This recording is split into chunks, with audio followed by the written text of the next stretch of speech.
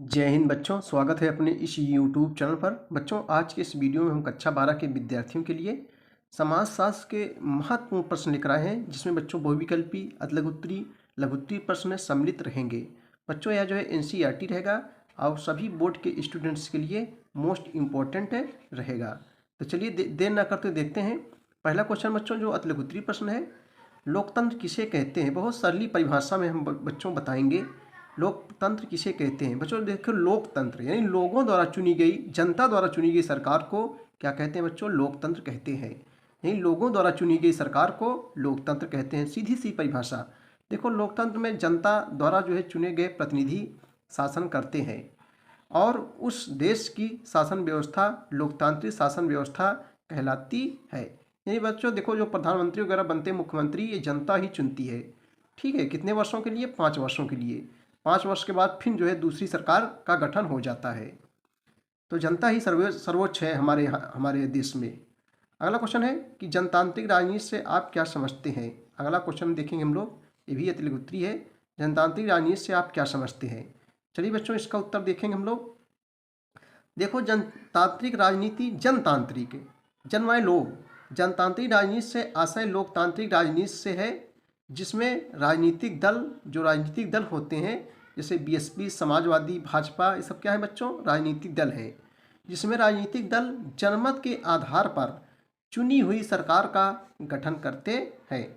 चुनी हुई सरकार का क्या करते हैं बच्चों? गठन करते हैं जनमत के अनुसार। अगला क्वेश्चन देखेंगे हम लोग, ग्रामीण समाज की 4 विशेषताएं बताइए। ग्रामीण समाज की 4 विशेषताएं बताइए। देखो बच्चों, ये सब क्वेश्चन आप अपने मन से भी लिख सकते हैं, कोई बहुत कठिन नहीं है। जैसे पेपर आप दे रहे हैं तो क्वेश्चन को नहीं छोड़ना है, पूरा क्वेश्चन करना है। जो क्वेश्चन ना आए, देखो सब सरल क्वेश्चन है, थोड़ा दिमाग लगा दोगे आ जाएगा। ग्रामीण समाज की 4 विशेषताएं बताइए, लिखिए। तो चलिए उत्तर देखते हैं हम लोग। ग्रामीण समाज की 4 विशेषताएं निम्नलिखित हैं। ऐसे लिखेंगे, ग्रामीण समाज की भैया 4 विशेषताएं जो है निम्नलिखित है। नंबर 1 बच्चों, देखो गांव समाज में, ग्रामीण समाज में क्या होता है? जाति व्यवस्था का अस्तित्व पाया जाता है, यानी जातिवादिता ज़्यादा पाई जाती है। आप जो बच्चे गांव में रहते होंगे उनको मालूम होगा। जाति व्यवस्था यानी सभी अपनी अपने जात धर्म को लेकर भागते रहते हैं। जाति व्यवस्था का अस्तित्व पाया जाता है। नंबर 2, यहाँ का जो है मुख्य व्यवसाय बच्चों कृषि होता है, यानी जो है ज़्यादा से ज़्यादा लोग कृषि पर निर्भर रहते हैं। नंबर 3, प्रायः जो है संयुक्त परिवार का अस्तित्व पाया जाता है, यानी बच्चों जो है संयुक्त परिवार क्या पाया जाता है? अस्तित्व पाया जाता है। नंबर 4 है बच्चों, जनसंख्या का घनत्व कम होता है। तो ये बच्चों 4 विशेषताएं हो गई ग्रामीण समाज की। चलिए बच्चों, अगला क्वेश्चन देखेंगे, बहुत ही इंपॉर्टेंट क्वेश्चन, लगातार कई वर्षों से परीक्षाओं में पूछा जा रहा है। समाज में कानून की क्या भूमिका है? समाज में कानून की क्या भूमिका है? आइए इसका उत्तर देखते हैं हम लोग। समाज में बच्चों कानून की क्या भूमिका है? चलिए इसका उत्तर देखते हैं हम लोग। देखो, कानून प्रणाली समाज में लोगों के अधिकारों को जो है मान्यता प्रदान करने और कर्तव्यों के निर्धारण में महत्वपूर्ण भूमिका का निर्वहन करती है। कानून बच्चों नागरिकों के लिए आचरण के आदर्श स्थापित करता है तथा कानून के अनुपालन का समाज के अन्य क्षेत्रों पर भी जो है व्यापक प्रभाव पड़ता है। अगला क्वेश्चन बच्चों देखेंगे, जो बहुविकल्पी प्रश्न संबंधित है। देखो, बहुविकल्पी प्रश्न लेकर भी हम चलेंगे जो बार बार परीक्षाओं में पूछे गए हैं। देखो, हरित क्रांति का संबंध किस क्षेत्र से संबंधित है? यानी हरित क्रांति का संबंध है किस क्षेत्र से है? कृषि उत्पादन, दुग्ध उत्पादन, सब्जी उत्पादन, मत्स्य उत्पादन। तो बच्चों हरित क्रांति का जो है संबंध किस क्षेत्र से है? ये जो है कृषि उत्पादन से संबंधित है। सही जवाब यहाँ जो है आ हो जाएगा। चलिए नेक्स्ट क्वेश्चन देखेंगे, जो मोस्ट इंपॉर्टेंट क्वेश्चन है, वेरी इंपॉर्टेंट क्वेश्चन बच्चों, कई वर्षों से परीक्षाओं में पूछा जा रहा है। भारत में पर्यावरणीय आंदोलन से आप क्या समझते हैं? भारत में पर्यावरणीय आंदोलन से आप क्या समझते हैं? ये क्वेश्चन बार बार परीक्षाओं में पूछा जाता है। तो चलिए देखते हैं बच्चों। देखो, ऐसे आंदोलन जिनका उद्देश्य पर्यावरण का यथासंभव संरक्षण करने के लिए प्रयास करना होता है। ठीक है बच्चों, जैसे चिपको आंदोलन, नर्मदा बचाओ आंदोलन, ये सब पर्यावरणीय आंदोलन है। ऐसे आंदोलन जिनका उद्देश्य पर्यावरण का यथासंभव संरक्षण करने के लिए प्रयास करना होता है, उसे जो है बच्चों पर्यावरणीय आंदोलन कहते हैं। उसे क्या कहते हैं? पर्यावरणीय आंदोलन कहते हैं। इसके अंतर्गत जैसे जल हो गया, उसके बाद में वायु हो गया, वन हो गया, मृदा के संरक्षण के प्रयास शामिल है। अगला क्वेश्चन देखेंगे कि भारत में अन्य पिछड़ा वर्ग आयोग कब नियुक्त किया गया। भारत में जो है अन्य पिछड़ा वर्ग, जिसको हम लोग क्या कहते हैं, ओबीसी कहते हैं। ओबीसी फुल फॉर्म क्या होता है, अदर बैकवर्ड कास्ट। भारत में अन्य पिछड़ा वर्ग आयोग जो है कब नियुक्त किया गया। 1949, 1953, 1956, 1959। सही जवाब बच्चों क्या हो जाएगा, यहाँ जो है बा हो जाएगा 1953 ईस्वी में। यानी भारत में अन्य पिछड़ा वर्ग जो है आयोग कब नियुक्त किया गया, 1953 ईस्वी में। चलिए दोस्तों, अगला क्वेश्चन हम लोग देखते हैं जो लघुत्तरी प्रश्न है। थोड़ा लंबा जाएगा, लघुत्तरी प्रश्न है क्योंकि।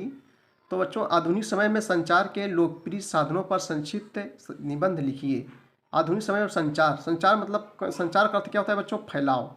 संचार के अंतर्गत क्या जाता है, जैसे मोबाइल हो गया, समाचार पत्र हो गए, दूरदर्शन हो गए, टेलीविज़न हो गए, ये सब क्या होते हैं बच्चों, संचार। संचार माने फैलाव। ठीक है, तो आधुनिक समय में संचार के लोकप्रिय साधनों पर संक्षिप्त निबंध लिखिए। इस समय सोशल मीडिया का ज़माना है बच्चों, संचार बहुत तेज़ी से फैल रहा है। तो चलिए इसको देखते हैं हम लोग। देखो, मास मीडिया, मास मीडिया के अंतर्गत दूरदर्शन हो गया, टेलीविज़न हो गया, रेडियो हो गया, ये सब बच्चों आते हैं। मास मीडिया आज हमारे व्यक्तिगत तथा सार्वजनिक जीवन का एक महत्वपूर्ण हिस्सा बन चुका है। एक हिस्सा बन चुका है। यह समकालीन समाज का जो है प्रमुख अंग है। देश के मध्यम वर्ग का बड़ा भाग प्रातः काल में समाचार पत्र, रेडियो, प्रातःकाल, देखो भाग प्रातःकाल में समाचार पत्र, रेडियो तथा टेलीविज़न के साथ ही अपने दिन का आरंभ करता है। आप लोग देखते हो बच्चों, जो सुबह होती है लोग का सभी की निगाहें जो है मोबाइल फ़ोन पर ही जाता है ना। तो टेलीविज़न के साथ ही अपने दिन का आरंभ करता है। परिवार के युवा सदस्य सबसे पहले अपने मोबाइल पर मिस कॉल अथवा एसएमएस की जांच करते हैं। सबसे पहले अपना व्हाट्सएप खोलेंगे, सबसे पहले कोई भी हो, सबसे पहले व्हाट्सएप ही चेक करते हैं कौन सा मैसेज आया है, अथवा एसएमएस की जो है जांच करते हैं। देखो, कुछ छोटे छोटे जो कार्य करता है, जैसे प्लम्बर, इलेक्ट्रीशियन, बढ़ई, पेंटर तथा अन्य किस्म के सेवाएं प्रदान करने वाले अपने पास मोबाइल फ़ोन रखते हैं ताकि वे जो है लोगों से संपर्क कर सकें। ठीक है, जो बढ़ई वगैरह होते हैं, इलेक्ट्रीशियन होते हैं, संपर्क कर सकें। शहरों के अधिकांश दुकानों में अब छोटे छोटे टेलीविज़न सेट लगे होते हैं। ग्राहक सामान खरीदने के साथ ही जो है इन सेटों पर जो है क्रिकेट मैच अथवा फिल्म का जो है भी आनंद लेते हैं। चलिए बच्चों, अगला क्वेश्चन देखेंगे हम लोग। अगला क्वेश्चन शायद बहुविकल्पी है। बहुविकल्पी भी हम देखते चलेंगे, अतिलघुत्तरी भी देखेंगे, लघुत्तरी भी देखेंगे, सब देखते चलेंगे। अगला क्वेश्चन बच्चों, निम्नलिखित में से कौन जनसंचार का माध्यम है। कौन जो है जनसंचार का माध्यम है। जनसंचार माने फैलाव। दूरदर्शन, रेडियो, समाचार पत्र, इनमें से सभी। तो आप बता सकते हैं, अपने मन से भी कर सकते हैं बच्चों, इनमें सभी हो जाएगा, क्योंकि जनसंचार के माध्यम रेडियो भी है, दूरदर्शन भी है, समाचार पत्र भी है। ठीक है, चलिए अगला क्वेश्चन देखेंगे हम लोग। अतिलघुत्तरी क्वेश्चन है, मोस्ट इंपॉर्टेंट क्वेश्चन है, लगातार परीक्षाओं में पूछे जा रहे हैं। भूमंडलीकरण का जो है बच्चों अर्थ क्या है। भूमंडलीकरण का अर्थ क्या है, आइए इसका उत्तर देखते हैं हम लोग। देखो, भूमंडलीकरण का समुच्चय विश्व में जो है सामाजिक एवं आर्थिक संबंधों के विस्तार की वजह से अलग अलग क्षेत्रों एवं राष्ट्रों के मध्य अंतर्निर्भरता की वृद्धि से है।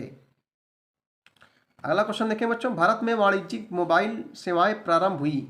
भारत में वाणिज्य में होता है व्यापार। भारत में वाणिज्यिक मोबाइल सेवाएं कब प्रारंभ हुई, 1950 से, 1975 से, 1995 से, 1999 से। सही जवाब बच्चों यहाँ सा हो जाएगा 1995 ईस्वी से। अगला क्वेश्चन है कि उदारीकरण का संबंध है, ये भी बहुविकल्पी प्रश्न देखेंगे, इंपॉर्टेंस है। उदारीकरण का संबंध है बच्चों शैक्षिक नीति से, बा है सामाजिक नीति से, सा है उपनिवेशवादी नीति से, दा है आर्थिक नीतिगत निर्णयों से। इसमें सही जवाब क्या हो जाएगा बच्चों, यहाँ सही जवाब बच्चों जो है डी हो जाएगा, आर्थिक नीतिगत निर्णय से संबंधित है। चलिए अगले क्वेश्चन की ओर चलेंगे हम लोग। अगला क्वेश्चन दोस्तों हम लोग देखेंगे, उदारीकरण को बच्चों परिभाषित कीजिए। अगला क्वेश्चन है उदारीकरण को परिभाषित कीजिए। चलिए इसका उत्तर देखते हैं, उत्तर देखेंगे हम लोग। देखो, उदारीकरण का अर्थ है ऐसे नियंत्रण में ढील देने या उन्हें जो है हटा लेना है जिससे बच्चों आर्थिक विकास को बढ़ावा मिले। देखो फिर से देखें, उदारीकरण उदारीकरण का अर्थ ऐसे नियंत्रण में ढील देने या उन्हें हटा लेने से है जिससे आर्थिक विकास को जो है बढ़ावा मिले। उदारीकरण बच्चों ये सभी क्रियाएं सम्मिलित हैं जिनके द्वारा जो है किसी देश के आर्थिक विकास में, आर्थिक मतलब समझते बच्चों जो पैसे वगैरह संबंधित होता है, तो किसी देश के आर्थिक विकास में बाधा पहुंचाने वाली आर्थिक नीतियों, नियमों, प्रशासनिक नियंत्रणों, प्रक्रियाओं आदि को जो है समाप्त किया जाता है या उनमें जो है शिथिलता दी जाती है।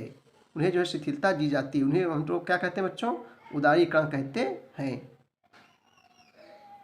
तो बच्चों ये थे कक्षा 12 के विद्यार्थियों के लिए समाजशास्त्र के महत्वपूर्ण प्रश्न। वीडियो देखने के लिए बहुत बहुत धन्यवाद। Thank you so much. जय हिंद, जय भारत।